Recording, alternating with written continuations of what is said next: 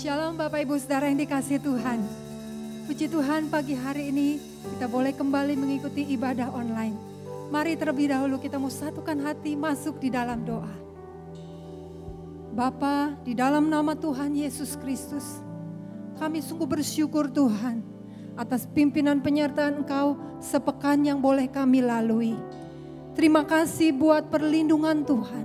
Terima kasih buat penyertaan Tuhan, pertolongan Tuhan di dalam kehidupan kami. Kalau kami boleh ada sampai pagi hari ini Tuhan, itu semua karena anugerah Tuhan di dalam hidup kami. Tuhan, tiba saatnya sebentar kami akan bersama-sama beribadah.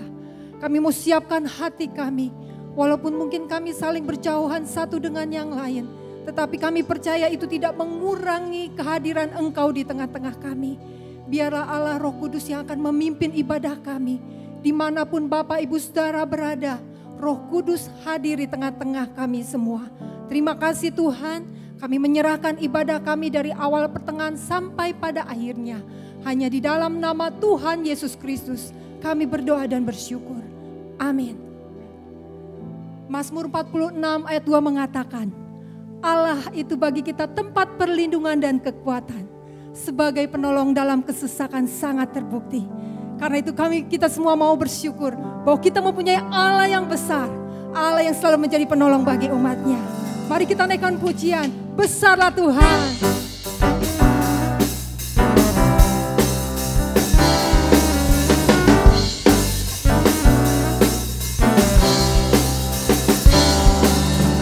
Besarlah Tuhan dan layak dipuji. Besarlah namanya, kekalah kuasanya. Aman berlindung dalam naungannya. Ya Allah bagi kita, di pihak kita. Terpujilah Tuhan, terbukti kuasanya. Dia telah menunjukkan kasih-Nya pada kita. Sebab Tuhan telah bangkit menyayangi kita. Terpujilah Tuhan, terpuji namanya. Yesus Allah perkasa. Haleluya. Besarlah Tuhan dan layak dipuji. Besarlah namanya, kekalah kuasanya. Aman berlindung dalam naungannya. Ya Allah bagi kita, di pihak kita. Yes, terpujilah Tuhan, terbukti kuasanya. Dia telah menunjukkan kasih-Nya pada kita. Sebab Tuhan telah bangkit menyayangi kita. Terpujilah Tuhan, terpuji namanya. Yesus Allah perkasa. Terpujilah Tuhan, terpujilah Tuhan, terbukti kuasanya. Dia telah menunjukkan kasih-Nya pada kita. Sebab Tuhan telah bangkit menyayangi kita. Terpujilah Tuhan, terpuji namanya. Yesus Allah perkasa.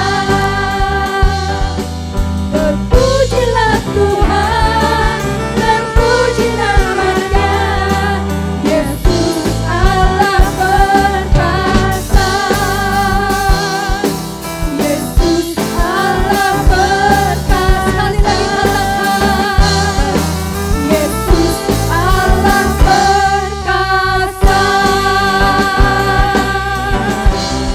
Segala kemuliaan hanya bagi Engkau Tuhan, Allah kami yang perkasa. Tuhan, kami sungguh bersyukur. Kami sangat dikasihi oleh Engkau. Kami tak dapat membalas segala kebaikan-Mu Tuhan. Bahkan hidup kami berikan kepada Engkau, itu pun tidak cukup bagi Engkau Tuhan. Karena itu kami mau tetap mencintai Engkau. Kami mau hidup setia mengiring Engkau Tuhan. Apapun mungkin yang akan kami hadapi hari-hari ini, kami mau tetap cinta Engkau.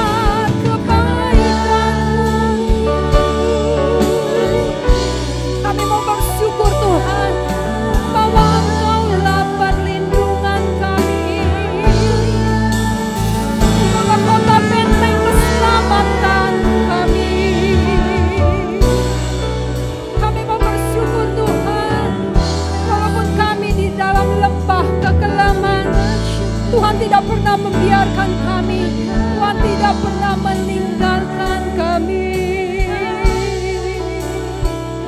Haleluya. Haleluya Tuhan. Terima kasih Tuhan. Kami naikkan kehadiran Tuhan. Ucapan syukur kami.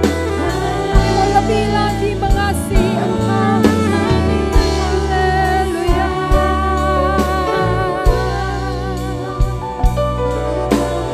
Terima kasih.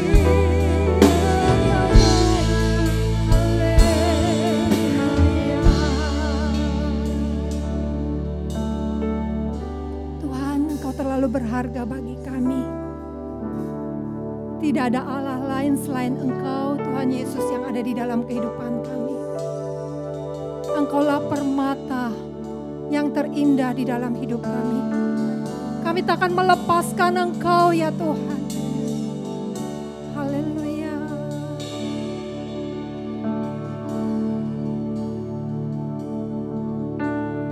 Amin.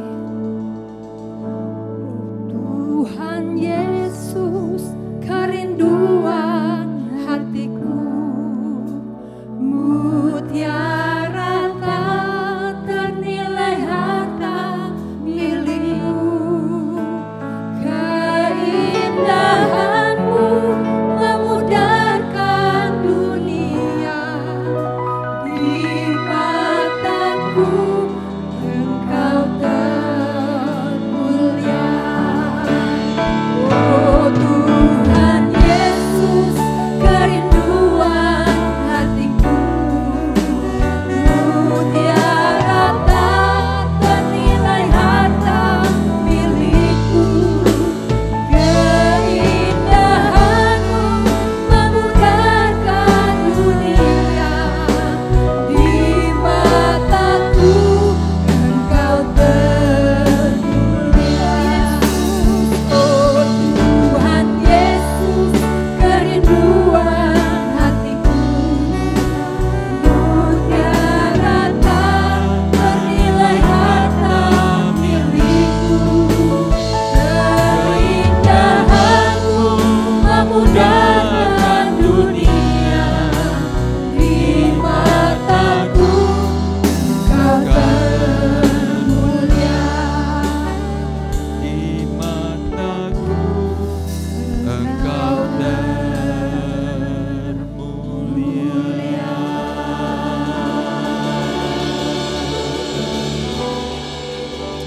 Haleluya Tuhan Yesus. Sungguh ketika kami merenungkan segala kebaikan-Mu Tuhan di dalam kehidupan kami, tidak ada sesuatu yang lebih indah, tidak ada apapun juga yang lebih mulia daripada Engkau. Terlebih Tuhan, ketika kami mengingat pengorbanan-Mu di atas kayu salib, sungguh itulah karya terbesar yang boleh kami saksikan, yang boleh kami rasakan di dalam kehidupan kami.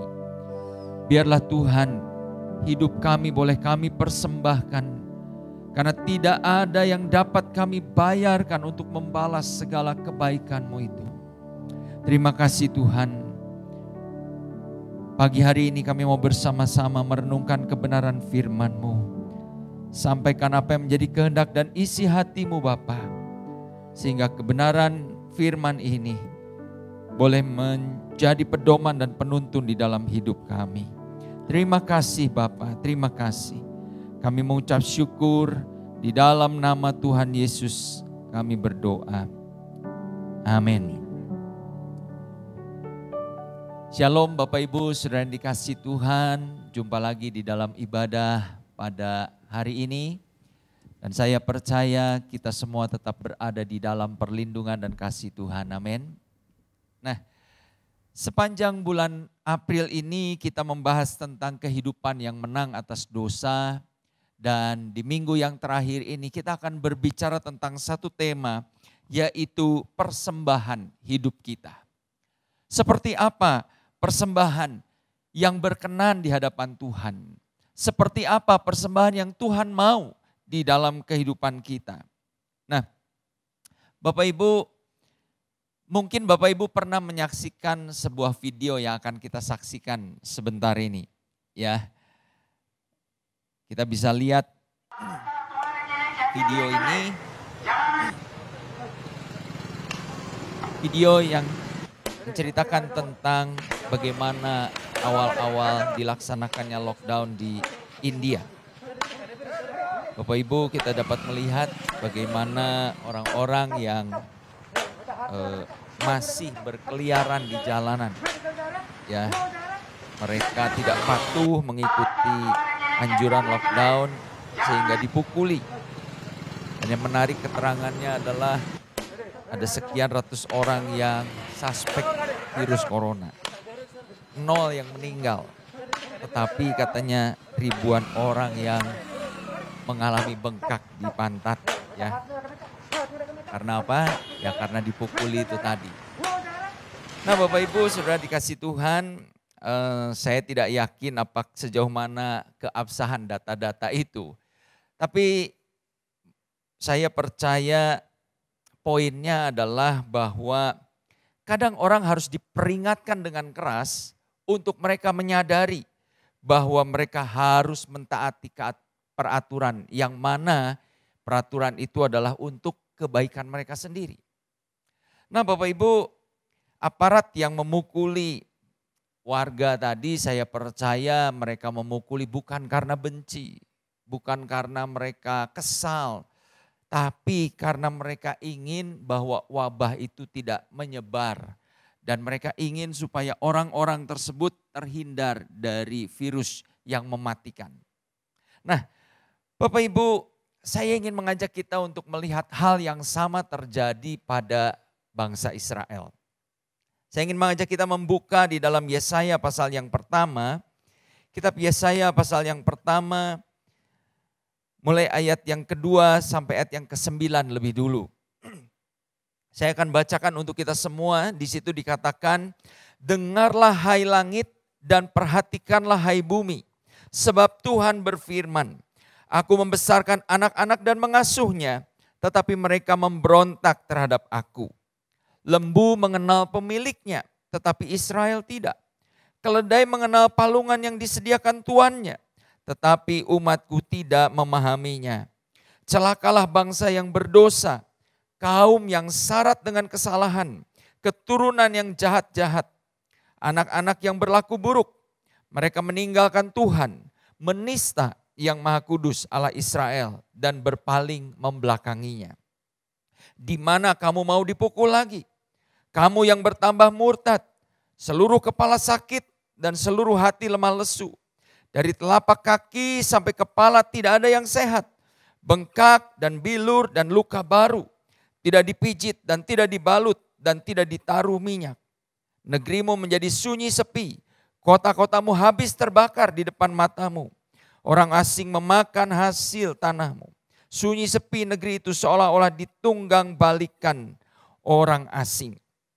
Bapak Ibu, sampai di situ pembacaan firman Tuhan. Apa yang kita lihat di dalam kehidupan bangsa Israel adalah pada zaman Yesaya ini. Mereka menjadi bangsa, menjadi umat yang memberontak kepada Tuhan. Mereka tidak mempedulikan pengajaran yang diberikan oleh Tuhan dan terus menerus hidup di dalam kejahatan. Sehingga apa yang Tuhan lakukan? Gambarannya seperti ini. Tuhan memukul orang-orang Israel itu. Ya, dipukul kakinya, tidak juga sadar, dipukul pantatnya, tidak juga sadar, dipukul punggungnya, masih juga tidak sadar, dipukul kepalanya. Sehingga Tuhan bilang, dari telapak kaki sampai kepala semuanya bengkak, semuanya benjut-benjut, semuanya penuh dengan luka. Tapi mereka tidak sadar akan keadaan mereka. Kalau Bapak Ibu membaca sejarah dari kerajaan Yehuda pada zaman Yesaya, maka pada masa itu mereka itu sedang menghadapi ancaman yang serius dari kerajaan Asyur. Di mana hari-hari itu adalah masa-masa di mana kerajaan utara, Israel utara, itu berada di bawah penaklukan bangsa Asyur. Dan sebagai kerajaan yang begitu kuat, maka Asyur juga berpotensi untuk menaklukkan kerajaan Yehuda. Tetapi Bapak Ibu, concern atau perhatian Yesaya bukan hanya terhadap ancaman dari luar, dari negara asing. Tetapi concern atau perhatian Yesaya juga tertuju kepada ancaman dari dalam. Yaitu apa? Kebobrokan moral, kebejatan yang dilakukan oleh bangsanya sendiri. Di mana pada masa itu tidak ada keadilan sosial di antara penduduk negeri Yehuda itu. Mereka hidup di dalam kejahatan, mereka hidup di dalam segala kepuasan hawa nafsu mereka sendiri. Dan Tuhan berkata, atau Nabi Yesaya berkata bahwa Tuhan akan menghukum negeri mereka menjadi sunyi sepi. Tidak ada lagi orang yang lalu lalang. Bapak Ibu, itulah peringatan, hajaran yang Tuhan berikan kepada bangsa Yehuda. Tujuannya apa? Tujuannya adalah supaya mereka bertobat. Tuhan melakukan semua itu sebenarnya karena Tuhan sangat mengasihi bangsa Yehuda. Yang mana raja-rajanya adalah keturunan daripada Daud. Bapak Ibu, kalau kita refleksikan keadaan bangsa Yehuda pada waktu itu dengan kehidupan kita saat ini, ya. Hari-hari ini kita sedang menghadapi PSBB, pembatasan sosial berskala besar. Ya, mungkin di jalanan menjadi lebih sepi. Dan hal itu berakibat tentu pada berkurangnya aktivitas ekonomi. Selain ketakutan terhadap wabah virus yang melanda di negara kita dan khususnya di kota kita. Tapi pertanyaannya adalah sementara kita ini mengalami PSBB, mengalami harus berdiam diri, mengalami ketakutan-ketakutan. Bapak Ibu, selama bulan kemarin, bulan Maret dan bulan ini, saya menyaksikan, saya melihat ada orang-orang yang saya kenal baik. Kemudian mereka meninggal dunia karena virus ini. Nah, ketika kita melihat hal itu terjadi di tengah-tengah kehidupan kita, apakah kita disadarkan dan berpikir tentang sejauh mana kehidupan kita ini sudah benar di hadapan Tuhan? Apakah kita disadarkan tentang dosa atau kemudian kita merasa hidup biasa-biasa saja? Kita masa bodoh dengan keadaan sekarang. Yang penting saya bisa bertahan hidup. Yang penting saya punya cadangan dana, punya cadangan tabungan. Mungkin untuk sekian tahun. Saya punya cadangan untuk makanan. Dan kita tidak pernah memikirkan perkara-perkara yang di atas, perkara-perkara yang bersifat kekal. Bapak Ibu, banyak orang masih hidup di dalam cara yang tidak berkenan di hadapan Tuhan. Sementara kita berada di dalam situasi yang sulit dan tidak menentu ini. Beberapa waktu yang lalu, Bapak Ibu, di daerah sekitaran Bandung, ya, bukan hanya kita sedang menghadapi ya pembatasan sosial karena wabah corona ini. Tetapi di daerah tertentu itu juga mengalami musibah banjir. Ya. Saya merasa tentu orang yang berada di wilayah itu sudah mengalami kesulitan secara ekonomi karena ya berkurangnya aktivitas. Ditambah lagi dengan musibah banjir. Ya karena hujan yang beberapa waktu yang lalu terus menerus dalam intensitas yang cukup besar. Tetapi sementara itu terjadi, saya mendengar sebuah kisah bahwa orang-orang, ya ada orang masih nipu dalam dagangnya, ya jual beli tidak fair, tidak sewajarnya, dan mereka melakukan hal-hal yang dalam pikirannya pokoknya yang penting untung. Halal atau tidak itu urusan nanti. Bapak Ibu, tentu hal ini sangat menyedihkan. Kita tidak berpikir bahwa mungkin ini sebuah hajaran yang Tuhan berikan kepada kita supaya kita sadar. Supaya kita boleh mengoreksi hati kita. Apakah hati kita masih dipenuhi dengan kebencian? Tidak sedikit hari-hari ini kita menyaksikan orang saling menghujat, saling menghina, saling mengumbar kebencian. Sementara sebetulnya kita sesama anak bangsa, siapapun kita, bagaimanapun status sosial kita, apapun agama dan ras kita, semua kita menghadapi pandemi yang sama dari virus corona ini. Bapak Ibu, tapi kadang-kadang hal itu tidak membuat kita menjadi sadar atau mengintrospeksi diri kita sendiri. Kemudian yang kedua, saya mendengar atau saya membaca beberapa hari yang lalu artikel dari Pendeta Yakub Susabda, ya, katanya dari Pendeta Yakub, yang berkata bahwa kita bukan hanya patut berdoa buat saudara-saudara kita yang ada di rumah sakit yang terpapar oleh virus, ya, mereka yang berjuang untuk sembuh. Tetapi juga beliau mengatakan kita perlu berdoa juga buat orang-orang yang stay at home, yang ada di rumah. Kenapa? Karena sementara mereka berada di rumah, mereka juga menghadapi wabah virus yang lebih dahsyat. Virus ini bukan virus penyakit, tapi virus dosa. Di mana itu membawa suatu pengaruh yang sangat dahsyat. Ketika orang tinggal di rumah, ya, yang terjadi apa? Suami dan istri ribut terus. Anak dengan orang tua marah-marah, ya, mertua dengan menantu bertengkar. Bapak Ibu, sementara kita di rumah ternyata kita tidak kebal terhadap masalah. Justru kita malah membuat kehidupan kita semakin dalam di dalam keberdosaan kita. Nah Bapak Ibu, ini menjadi satu perenungan buat kita.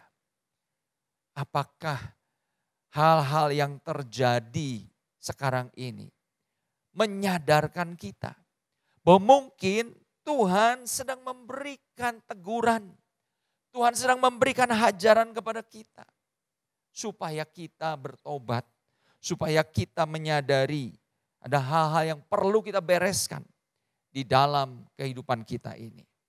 Nah, kita kembali lagi kepada bangsa Israel tadi. Bapak Ibu, kalau kita memperhatikan pada masa Yesaya tersebut, mengapa mereka yang sudah dihajar oleh Tuhan secara bertubi-tubi, yang dikatakan dari telapak kaki sampai kepala, semua bonyok, semua luka, semua bengkak. Kok mereka tidak sadar-sadar? Kok mereka tidak berubah? Nah Bapak Ibu, jawabannya kita bisa lihat di dalam ayat yang ke-11 sampai 15 di dalam Yesaya pasal yang pertama tadi. Di situ dikatakan begini, untuk apa itu korbanmu yang banyak-banyak, firman Tuhan. Aku sudah jemu dengan korban bakaran berupa domba jantan, akan lemak dari lembu gemukan. Darah lembu jantan dan domba-domba dan kambing jantan tidak kusukai. Apabila kamu datang menghadap ke hadiratku, siapa yang menuntut itu daripadamu? Bahwa kamu menginjak-injak pelataran bait suciku. Jangan lagi membawa persembahanmu yang tidak kudus, sebab baunya adalah kejijikan bagiku. Kalau kamu merayakan bulan baru dan sabat, atau mengadakan pertemuan-pertemuan, aku tidak tahan melihatnya. Karena perayaanmu itu penuh kejahatan. Ayat yang ke-15, apabila kamu menadahkan tanganmu untuk berdoa, aku akan memalingkan mukaku. Bahkan sekalipun kamu berkali-kali berdoa, aku tidak akan mendengarkannya sebab tanganmu penuh dengan darah. Nah, Bapak Ibu, ini sesuatu yang menjadi penghalang orang-orang Israel pada masa itu. Tercelik matanya, terbuka matanya terhadap keberadaan mereka. Karena apa? Karena pada masa itu mereka masih mempersembahkan korban, masih mengadakan perayaan ibadah, masih datang ke rumah Tuhan, masih menadahkan tangan untuk berdoa.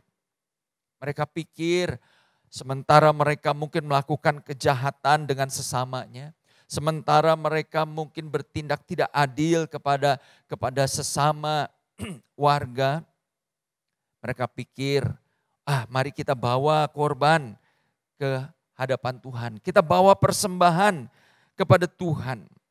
Seakan-akan persembahan itu menjadi sesuatu yang bisa menyuap Tuhan. Ya, bisa membuat Tuhan itu diam atau tidak marah kepada mereka. Kita melihat di sini betapa mereka hidup di dalam kepalsuan. Di rumah Tuhan, mereka mungkin melakukan ibadah dengan begitu semarak. Ya, perayaan-perayaan dilakukan dengan begitu indah. Tetapi ketika mereka keluar dari tempat ibadah, mereka mencelakakan orang, mereka menindas sesamanya. Dan Yesaya menyamakan tindakan mereka itu seperti perilaku orang-orang Sodom dan Gomora. Hatinya sudah tidak lagi peka terhadap kenajisan, kecemaran yang mereka lakukan.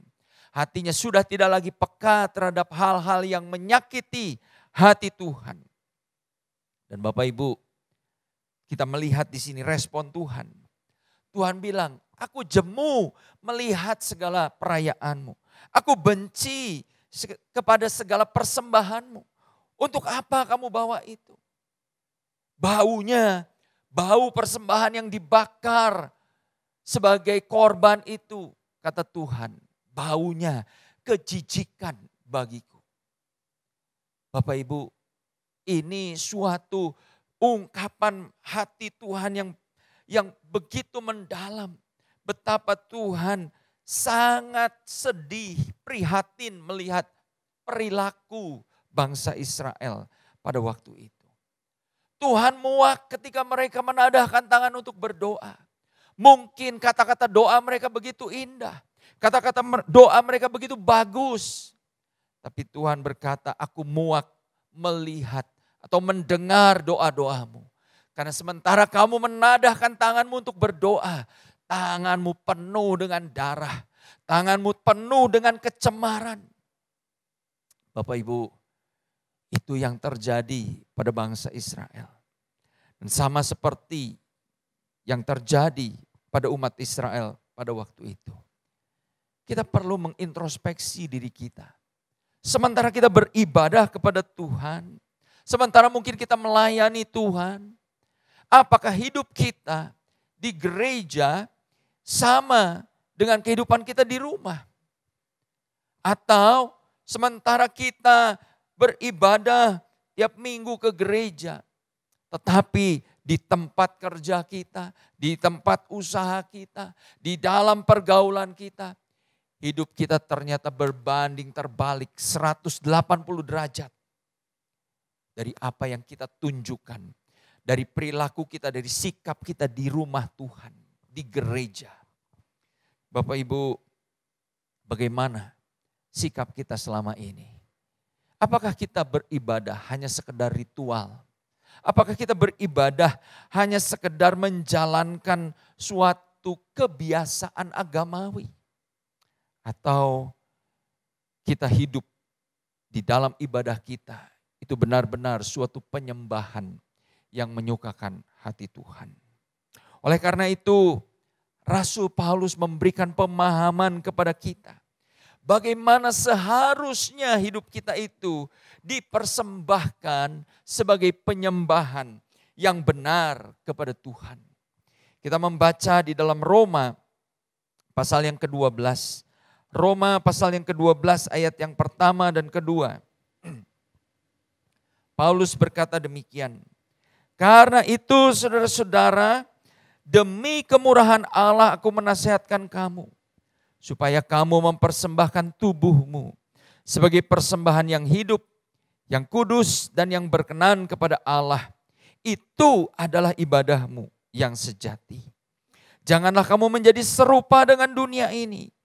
tetapi berubahlah oleh pembaruan budimu, sehingga kamu dapat membedakan manakah kehendak Allah, apa yang baik, yang berkenan kepada Allah, dan yang sempurna. Bapak Ibu, saudara-saudara yang kasih Tuhan, apa yang ingin Paulus sampaikan di dalam kitab Roma ini? Yang pertama adalah kita perlu menjadi pribadi-pribadi yang menyembah dengan benar. Sebagai orang-orang yang telah ditebus oleh Tuhan Yesus lewat pengorbanan yang luar biasa di atas kayu salib. Mari kita menunjukkan sikap hidup yang memuliakan Allah. Mari kita menunjukkan sikap hidup yang kudus. Karena kita telah menerima anugerah dan kemurahan Allah itu di dalam kehidupan kita. Di dalam ayat sebelumnya, di dalam Roma pasal yang ke-11 ayat yang ke-22, Paulus mengatakan begini, sebab itu perhatikanlah kemurahan Allah dan juga kekerasannya, yaitu kekerasan atas orang-orang yang telah jatuh, tetapi atas kamu kemurahannya, yaitu kamu, jika kamu tetap dalam kemurahannya. Jika tidak, kamu pun akan dipotong juga. Nah Bapak Ibu, ketika Paulus memulai Roma 12 ini dengan berkata, karena itu, Paulus ingin memperbandingkan orang-orang Roma, orang-orang non-Yahudi yang telah menerima anugerah atau kemurahan Allah dalam hal keselamatan dengan bangsa Israel. Di dalam pasal yang ke-9 sampai 11, Paulus menceritakan panjang lebar bagaimana bangsa Israel yang adalah bangsa pilihan Allah seharusnya menerima anugerah keselamatan itu, tapi mereka campakkan. Mereka tidak percaya kepada anugerah keselamatan melalui Tuhan Yesus. Sehingga anugerah itu diberikan kepada bangsa-bangsa lain. Dan Paulus ingin menyatakan begini, kalau bangsa yang telah dipilih Allah saja kemudian bisa dipotong, kemudian kita yang berasal dari bangsa kafir, bangsa yang tidak mengenal Allah, dicangkokkan kepada tunas bangsa Israel itu supaya kita selamat, maka mari kita perhatikan. Kita beroleh kemurahan Allah, tetapi ingat juga kekerasannya, ketegasannya. Nah, Bapak Ibu, Paulus ingin menyatakan kalau kita sudah ditebus oleh Tuhan, mari kita responi kemurahan Allah itu dengan sikap hidup yang benar. Sikap hidup yang tidak mentoleransi dosa.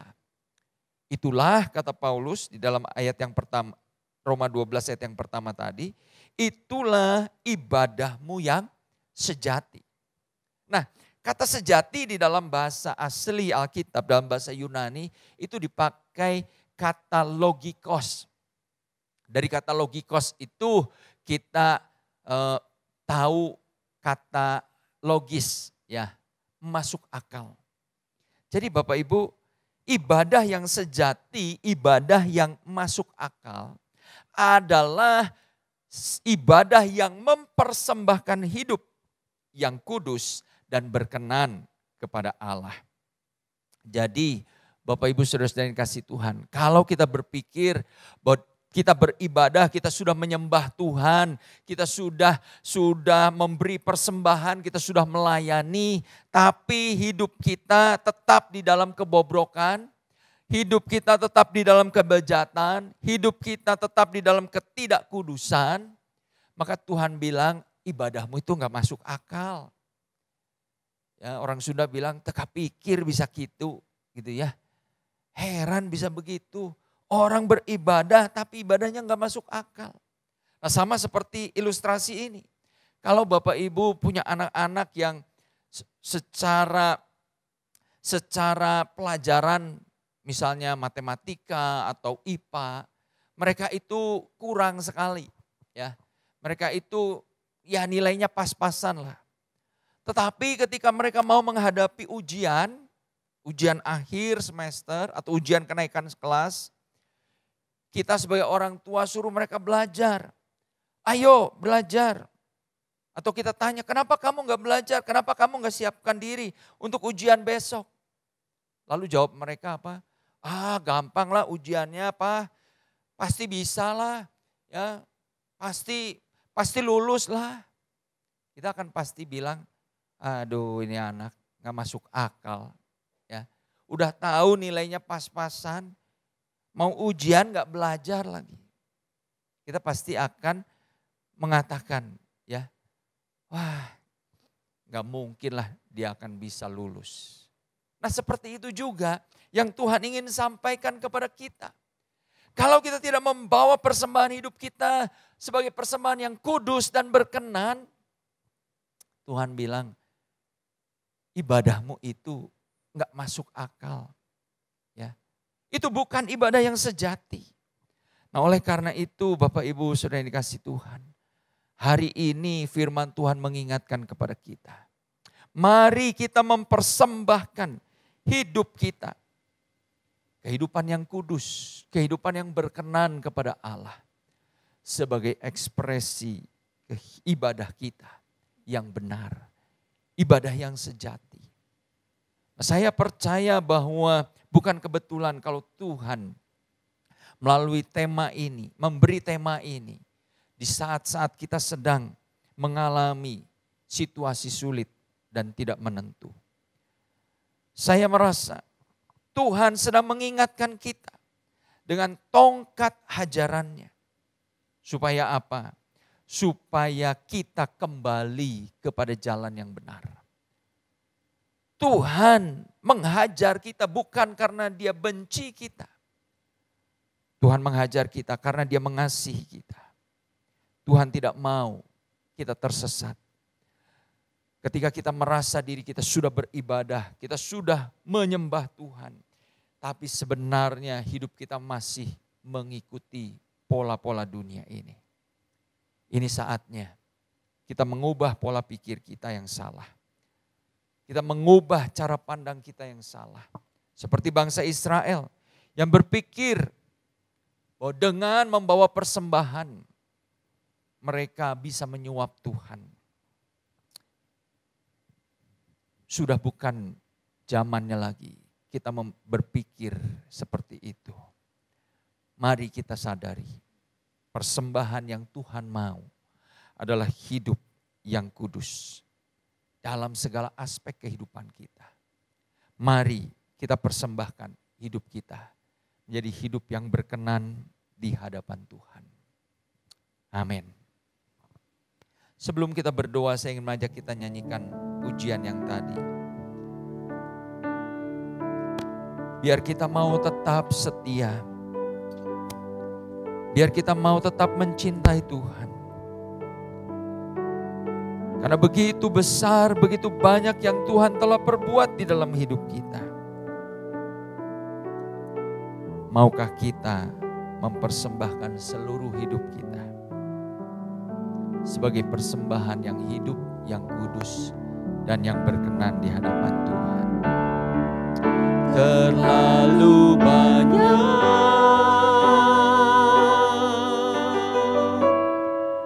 yang Tuhan telah beri, takkan mungkin ku balas dari apa yang ku miliki. Ku persembahkan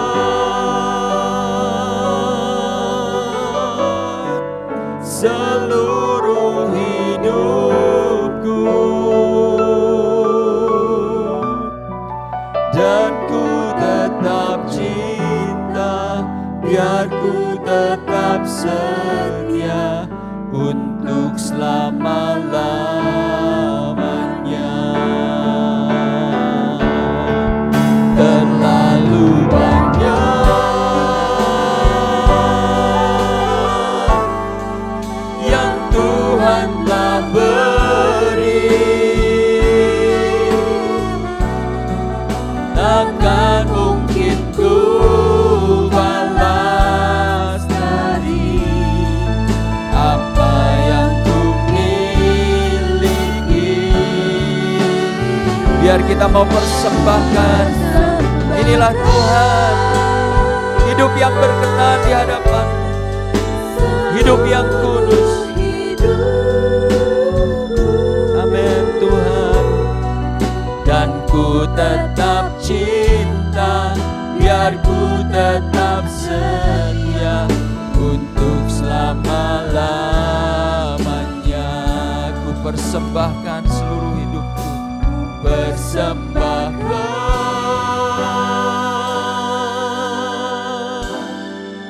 seluruh hidupku,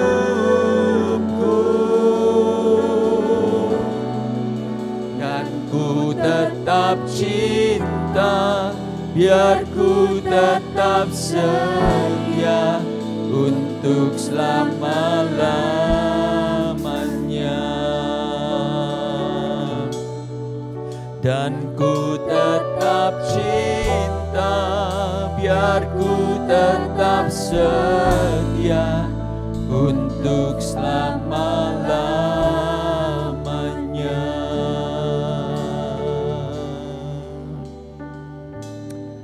Sementara musik menaikkan pujian ini, benarkah kita mau berkata kepada Tuhan, aku mau tetap mengasihi-Mu Tuhan, aku mau tetap setia Tuhan.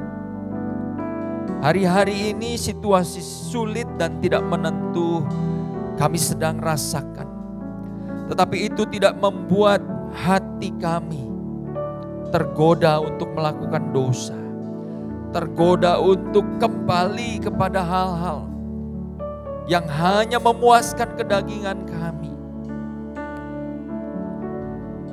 Tuhan, kalau Engkau mengingatkan kami dengan firman-Mu pada hari ini,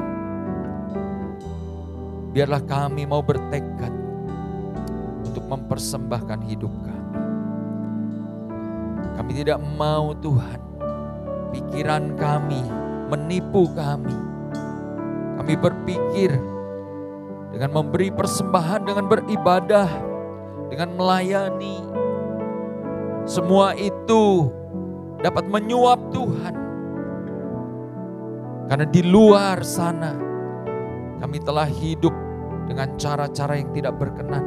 Di dalam pergaulan kami, di dalam kesendirian kami, di dalam bisnis kami, di dalam kuliah kami. Kami mau kembali Tuhan menyadari yang Tuhan mau adalah persembahan hidup kami yang kudus. Itulah ibadah yang sejati, ibadah yang masuk akal. Mari Bapak Ibu Saudara-saudara, kalau Roh Kudus berbicara kepadamu pada hari ini, ada hal-hal yang perlu kita bereskan. Jangan biarkan kesempatan ini berlalu. Kalau Roh Kudus berbicara kepada kita secara pribadi, mari kita mengakui segala dosa kita. Mari kita bertekad untuk kembali kepada Tuhan. Jangan biarkan tongkat hajaran Tuhan terus mendatangi kita. Tuhan mengasihi kita. Tuhan mau supaya kita kembali kepadanya. Haleluya Tuhan. Hamba percaya Roh-Mu bekerja di dalam hati setiap kami, dimanapun kami menyaksikan ibadah ini. Hamba berdoa Tuhan, Roh Kudus sadarkan kami, ingatkan kami Tuhan. Ini hari-hari di mana kami sungguh-sungguh perlu memeriksa diri kami, mengintrospeksi diri kami. Sehingga kami kedapatan sebagai orang-orang yang hidup benar di hadapan-Mu. Orang-orang yang mempersembahkan hidup sebagai ibadah yang sejati. Tuhan, kami tidak mau kami beribadah, kami kelihatan saleh, tetapi Engkau muak dengan kehidupan kami. Engkau tidak menyukai segala yang kami bawa di hadapan-Mu Tuhan. biar Tuhan yang akan menjamah kami semua. Terima kasih Tuhan, terima kasih. Hamba berdoa Tuhan, kasih karunia-Mu melimpah atas kami semua. Hamba berdoa untuk setiap jemaat-Mu yang mungkin hari-hari ini sedang bergumul dengan kebutuhan-kebutuhan hidup mereka. Hamba mohonkan berkat-Mu Tuhan. Tuhan yang akan menyediakan segala yang mereka butuhkan. Kami berdoa Tuhan, di dalam masa pembatasan sosial berskala besar di kota kami ini, kiranya Tuhan yang akan menghentikan segala penyebaran virus corona ini, sehingga tidak bertambah lagi Tuhan orang-orang yang terinfeksi, tidak bertambah lagi korban jiwa dari virus corona ini. Kami berdoa memberkati pemerintahan baik di tingkat pusat maupun daerah, supaya mereka dapat benar-benar dengan hikmat Tuhan mengantisipasi penyebaran virus ini. Terima kasih Tuhan, terima kasih. Kami mengucap syukur hari ini kami boleh beribadah kembali bersama-sama. Dan hamba percaya Tuhan, kasih karunia-Mu cukup buat kami. Mari Bapak Ibu Saudara, kita tadahkan tangan kita, arahkan hati kita kepada Tuhan. Setelah kita bersama-sama mengikuti ibadah ini, terimalah berkat dari Tuhan. Tuhan memberkati engkau dan melindungi engkau. Tuhan menyinari engkau dengan wajah-Nya dan memberi engkau kasih karunia.